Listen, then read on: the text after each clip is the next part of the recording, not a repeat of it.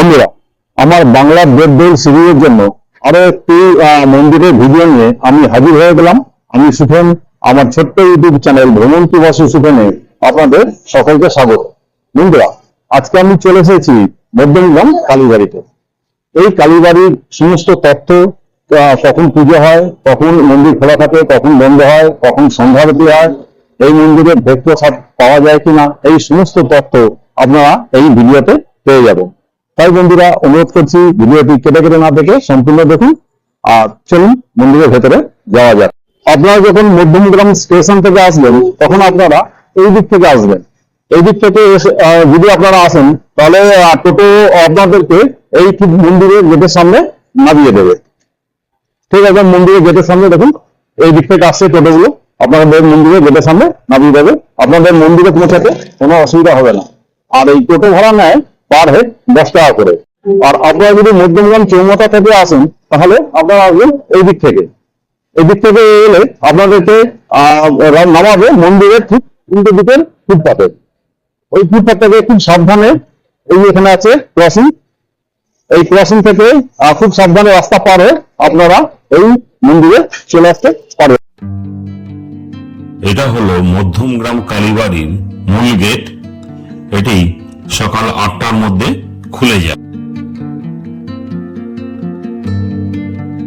Gate দিয়ে ঢুকলেই আপনারা একটি সুন্দর, পরিষ্কার পরিচ্ছন্ন এবং বড় মন্দির প্রাঙ্গণ দেখতে পাবেন। মন্দিরে ঢুকেই আপনারা বাঁ দিকে দেখতে পাবেন গণেশের মন্দির, আর ডান দিকে আছে মন্দিরের অফিস ঘর, আর তারপরে আছে রাধা কৃষ্ণের মন্দির। চলুন আপনাদেরকে আমি প্রথমে এই গণেশ ঠাকুরের মন্দিরটি দেখিয়ে আনি। গণেশ ঠাকুরের মন্দিরটি ছোটর ওপরে খুব সুন্দর একটি মন্দির, আর থামগুলো খুব সুদৃশ্য কারুকাজ করা আছে। মধ্যমগ্রাম কালীবাড়ি মন্দিরের সাধারণ সম্পাদক শ্রী চন্দন সেনগুপ্ত মহাশয়ের আন্তরিক প্রচেষ্টায় এই মন্দির সব দিক থেকেই খুব সুন্দর হয়ে উঠেছে। গণেশের মূর্তিটি অপূর্ব সুন্দর, আর গণেশ ঠাকুরের পিছনে যে চালচিত্রটি আছে ওটি গোল্ডেন কালারের এবং তাতে সুদৃশ্য সব কারুকাজ করা আছে।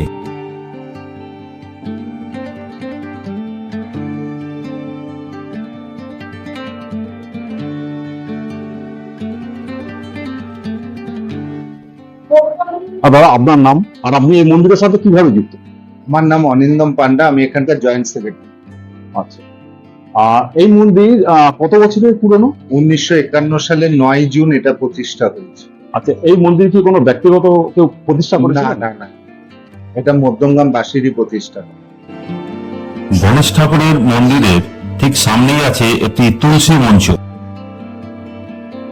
মন্দির চত্বরে প্রবেশ করলেই ডান দিকে পাবেন মন্দিরের অফিস ঘর, আর এই অফিস ঘরের ঠিক বাঁ দিকেই আছে রাধা কৃষ্ণের মন্দির। চলুন আপনাদেরকে রাধা কৃষ্ণের মন্দিরটি একটু ভেতর থেকে ভালো করে দেখিয়ে আনি।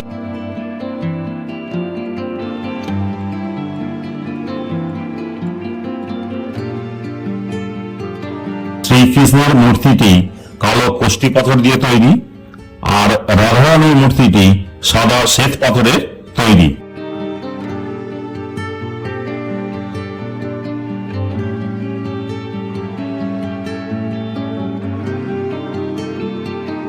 রাধা কৃষ্ণের সিংহাসনটিও অপূর্ব সুন্দর। মন্দিরে কোনো ভোগ প্রসাদের কোনো ব্যবস্থা আছে? বিভিন্ন বেলা ভোগ প্রসাদ গ্রহণ করার নিয়ে যাওয়ার মালসা ভোগের ব্যবস্থা আছে। প্রত্যেকদিন সন্ধ্যাবেলা রাত 8টার সময় আরতির পরে, সন্ধ্যা আরতির পরে সব ভক্তদের প্রসাদ বিতরণ করে। আচ্ছা, এই যে মালসা ভোগের কথা বললেন, এটার মূল্য কত? 200 টাকা। এটা কি ফোনে বুকিং করা যায় না এসে বুকিং করতে হবে? ফোনে করলে দূরে যারা থাকেন তারা ফোনেও করতে পারেন, ফোনে বুকিং করা যায়। আচ্ছা, বুকিং এর পদ্ধতিটা কি হবে? ফোনে করবেন এবং সেটা ফোন পেতে বা আমরা বারকোড দিয়ে দেবো, কিউআর কোড দিয়ে দেবো, তাতে পেমেন্ট হবে। আচ্ছা, তাহলে আপনাদের ফোন নম্বরে আপনাদের সঙ্গে যোগাযোগ করলে আপনারা মালসা ভোগের ব্যবস্থাটা করে দিতে পারবেন। এখানে মন্দিরের কিছু নিয়মাবলী লেখা আছে, আপনারা ভিডিওটি পজ করে দেখে নিতে পারেন। আপনারা এখন দেখছেন মধ্যমগ্রাম কালী মন্দিরটি। এই মন্দিরটি একরত্ন বিশিষ্ট।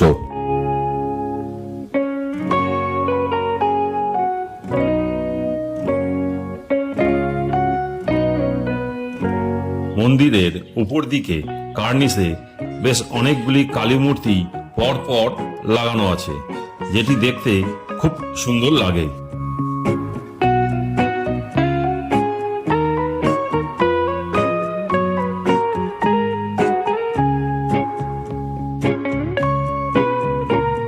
এখানে মা সর্বমঙ্গলা রূপে নিত্য পূজিতা হচ্ছেন।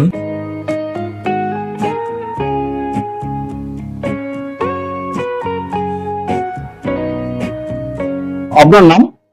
আমার নাম সোমনাথ গাঙ্গুলি। আচ্ছা, আপনি এই মন্দিরে কতদিন পৌরোহিত্য করছেন?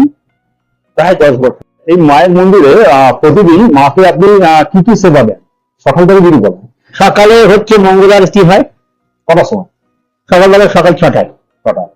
তারপরে হচ্ছে আমাদের নিত্য পুজো হয়। তারপর সেখানে এমনি প্রসাদ মানে আপনার নৈবেদ্য দিয়ে পুজো দেওয়া হয়। কটার সময়? সেটা হয় 11টায়। আচ্ছা, তারপরে 12টার সময় অন্ন ভোগ হয়। এই হচ্ছে দিনের বেলা পাঠ শেষ হয়ে গেল। তারপর সন্ধ্যাবেলা সন্ধ্যা আরতি। সন্ধ্যা কটায়? সন্ধ্যাবেলা আপনাদের গরমকালে হচ্ছে 7:30, শীতকালে 7টা সন্ধ্যেবেলা। আর রাতে শয়ন কখন? শয়ন আমাদের রাত 9টায়। রাত 9টায়। কালী মন্দিরের ঠিক বাঁদিকে আছে মোমবাতি ও ধূপ লাগাবার স্ট্যান্ড। মন্দিরের উঠোনের ঠিক মাঝখানে আছে একটি হাঁড়িকাঠ, তবে এখানে আর পশু বলি হয় না। মূল কালী মন্দিরের ঠিক বাঁদিকে আরো বেশ কয়েকটি মন্দির আছে।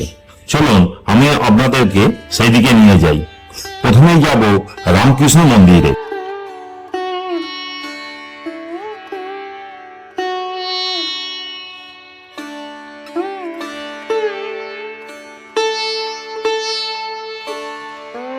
এটাই হলো শ্রী রামকৃষ্ণ মন্দির।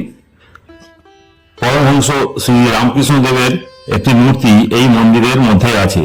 চলুন আপনাদেরকে আমি এই মন্দিরের ভেতরে নিয়ে যাই। রামকৃষ্ণ মন্দিরের ভেতরটি বেশ পরিষ্কার পরিচ্ছন্ন এবং শান্ত নিরিবিলি।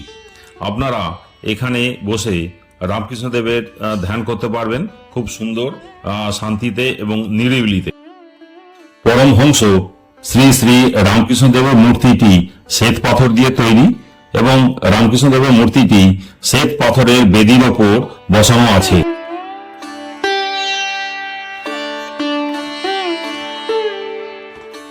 মন্দিরের চারিদিকের দেয়ালে বিভিন্ন মনীষীদের ছবি লাগানো আছে।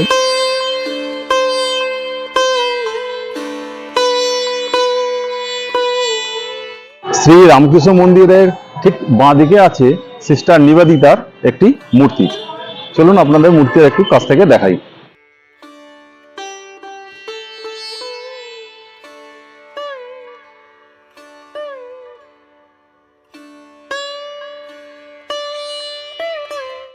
এই মন্দির কটা থেকে কটা অবধি খোলা থাকে? এটা সকাল 8টা থেকে দুপুর 1টা অবধি, আবার বিকাল 5টা থেকে রাত 9টা অবধি। আচ্ছা, সন্ধ্যা আরতি কখন হয়? সন্ধ্যে শীতকালে হয় সন্ধ্যে 7টা থেকে, আর গরমকালে 7:30। শ্রী রামকৃষ্ণ দেবের মন্দিরের ঠিক ডান দিকে আছে শিব মন্দির। এটা হচ্ছে শিব মন্দির। চলুন আমি আপনাদেরকে শিব মন্দিরটি একটু দেখাই। এই শিব মন্দিরটি ছোট এবং এই মন্দিরটির চূড়া একটি শিবলিঙ্গের আকারে তৈরি। চলুন এবার আমি আপনাদেরকে শিব মন্দিরের ভিতরে নিয়ে যাই। এই শিব মন্দিরে মোট 3টি শিবলিঙ্গ আছে। 2টি বড় শিবলিঙ্গ এবং একটি আকারে ছোট শিবলিঙ্গ এখানে রাখা আছে।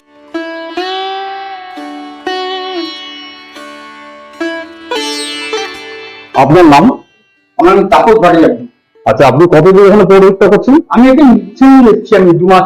আচ্ছা, আচ্ছা, এই শিবের মন্দির কটা থেকে কটা পর্যন্ত খোলা থাকে? শিব মন্দির আমার সকালবেলা মঙ্গল আরতি করা হয়। মঙ্গল আরতি 5টার সময়, 5টায় 5:30 থেকে মঙ্গল আরতি শুরু হয়। তারপরে 7:30 অবধি তারপরে সারাদিন মন্দির খোলা থাকে। আচ্ছা, তারপরে আপনার ভোগ লাগানো হয় 12টার সময়। 12টায় ভোগ লাগানোর পর তারপরে 12টা 12:30 1টার মধ্যে আবার পুজো দিয়ে সেরে সব বন্ধ বন্ধ করে দেওয়া হয়। আচ্ছা, আবার বিকালবেলা? বিকেলে 5টা করে, আচ্ছা, আর আরতি কখন হয়? সন্ধ্যা আরতি? সন্ধ্যা রাতে 7:30টায়। আচ্ছা, কেউ যদি শিব ঠাকুরের কাছে পুজো দিতে আসেন তা তিনি কখন আসবেন? কিন্তু সকাল থেকে আমি সারাক্ষণ আচ্ছা, 12টার মধ্যে আমি করতে হবে। 12টার মধ্যে এলে আপনার কাছে আপনি পুজো করিয়ে দেবেন। 12টার সময় এলে আমরা নিজের নিজের পুজো করে পুজো করে দিয়ে হবে করতে হবে। মায়ের মন্দিরে ঠিক ডান দিকে আছে গ্রহরাজ শনিদেবের মন্দির। এই মন্দিরটি পশ্চিমবঙ্গের মধ্যে সব থেকে বড় গ্রহরাজ শনিদেবের মন্দির। চলুন আমি আপনাদেরকে এই গ্রহরাজ শনিদেবের মন্দিরটি কাছ থেকে দেখিয়ে আনি। সিঁড়ি দিয়ে উঠে একটি লম্বা চত্বর পার হয়ে গ্রহরাজ শনিদেবের মূর্তির কাছে আপনাদেরকে পৌঁছাতে হবে। বন্ধুরা, পশ্চিমবঙ্গের মধ্যে সবচেয়ে বড় গ্রহরাজের মন্দির এখানেই আছে। এইটা হচ্ছে সবচেয়ে গ্রহরাজের মন্দির, এবং সারা পশ্চিমবঙ্গের মধ্যে সবচেয়ে বড় গ্রহরাজের মন্দির হচ্ছে এখানেই আছে। চলুন আপনাদেরকে এটা গ্রহরাজের মূর্তিটি দেখিয়ে আনি।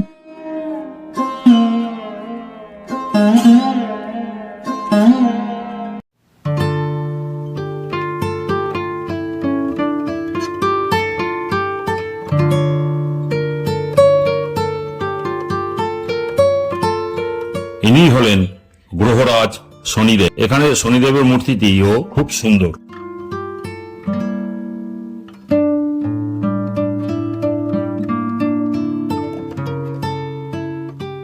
এই গ্রহরাজ মন্দিরের ঠিক নিচেই আছে ধ্যান কক্ষ। এই যে সিঁড়িটা দেখছেন, এই সিঁড়ি দিয়ে আপনি যদি নিচে নেমে যান তাহলে আপনি ধ্যান কক্ষ পেয়ে যাবেন। সেখানে বসে আপনি কিন্তু নিশ্চিন্ত মনে নিরিবিলিতে ধ্যান করতে পারবেন। ধ্যান কক্ষে পৌঁছাতে হলে আপনাদেরকে এই সিঁড়ি দিয়ে নিচে নেমে যেতে হবে। এই মন্দিরে সারা বছর কি কি উৎসব হয়? সারা বছরে যেরকম এই কয়েকদিন বাদেই আছে মহানাম সংকীর্তন ষোড়শপ্রহ, তাছাড়া কালী পূজার যেটা আমাদের বাৎসরিক পূজা হয়, গ্রহরাজের বাৎসরিক পূজা হয়, গণেশ পূজা হয়, মহাপ্রভু শ্রী চৈতন্য মহাপ্রভু পুজো হয়, রাধা গোবিন্দের পুজো হয়, শ্রী রামকৃষ্ণের পুজো হয়, শিবরাত্রি হয়, নীল পুজো হয়, সব রকম পুজো হয়, বিপত্তারিণী পুজো হয়েছে। এই মন্দিরে কেউ যদি পুজো দিতে চান তাহলে কিভাবে দেবেন? যেরকম প্রত্যেকটা মন্দিরে এসে পুজো দেয় সেরকম হবে, শুধু এখানে পার্থক্য হচ্ছে সবার নাম গোত্র ধরে পুজো, তখন নাম করতে ধরে পুজো হয়।